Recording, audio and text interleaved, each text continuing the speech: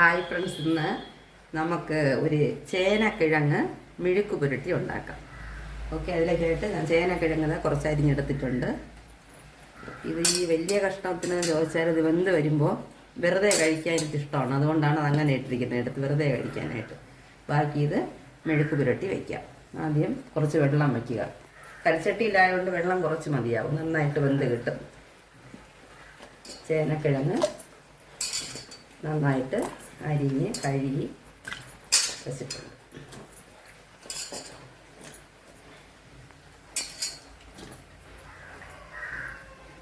എന്നിട്ട് കുറച്ച് ഉപ്പിടുക. കുറച്ച് മതിയാവും, വേണമെങ്കിൽ പിന്നീട് ഇട്ടോളാം. കുറച്ച് ഉപ്പും അല്പം ഇത് കാന്താരി മുളക്. ഇത് ഓപ്ഷണലാണ്, ഉണ്ടെങ്കിൽ ഇടാം. എനിക്ക് എൻ്റെ കയ്യിലുള്ളത് കൊണ്ട് ഇടുകയാണ് കാന്താരി മുളക്. ഇതിന് വെന്ത് വരട്ടെ. മീഡിയം ഫ്ലെയിമിൽ അടച്ചു വെച്ച് വേവിക്കാം. ഇതിലൊരു 3 സ്പൂൺ എണ്ണ ചൂടാകുന്നുണ്ട്. വെളിച്ചെണ്ണയാണ് ഒഴിച്ചത്. കടുകിടാം.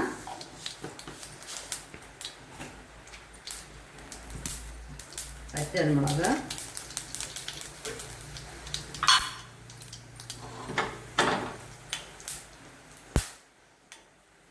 തിരി താഴ്ത്തി വെച്ചിട്ട് ചേനക്കിഴങ്ങ് നന്നായിട്ട് വെന്തിട്ടുണ്ട് ഇടാം.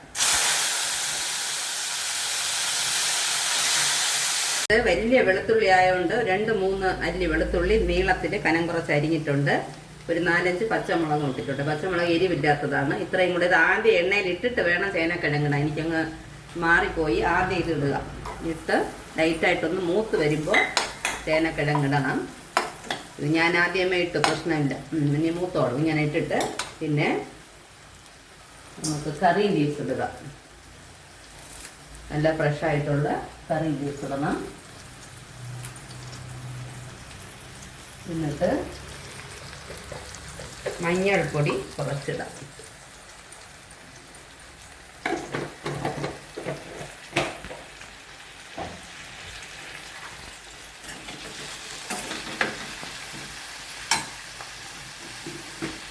മുളക് പൊടി ചെറുതായിട്ട് മതി, കാരണം എരിവുണ്ട് അതിൻ്റെ അകത്ത്.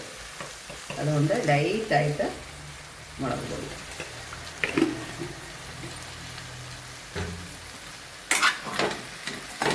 ഇനി ഇത് ഒരു 2 മിനിറ്റ് അടച്ചു വെച്ച ശേഷം പിന്നെ അടയ്ക്കണ്ട, ഇളക്കിയിട്ട് നന്നായിട്ട് നല്ല തോർത്തിയെടുക്കണം മെഴുക്ക് പുരട്ടിയായിട്ട്. നമുക്ക് 2 മിനിറ്റ് കഴിഞ്ഞ് നോക്കാം. അങ്ങനെ നമ്മുടെ മെഴുക്ക് പുരട്ടി റെഡി ആയിട്ടുണ്ട്. വളരെ ടേസ്റ്റി ആയിരിക്കും. ഇത് നല്ല മോരും കൂട്ടി ചോറുണ്ണാൻ നന്നായിരിക്കും. ഓക്കെ ഫ്രണ്ട്സ്, എല്ലാവരും ട്രൈ ചെയ്ത് നോക്കണം. Please share and subscribe. Thank you.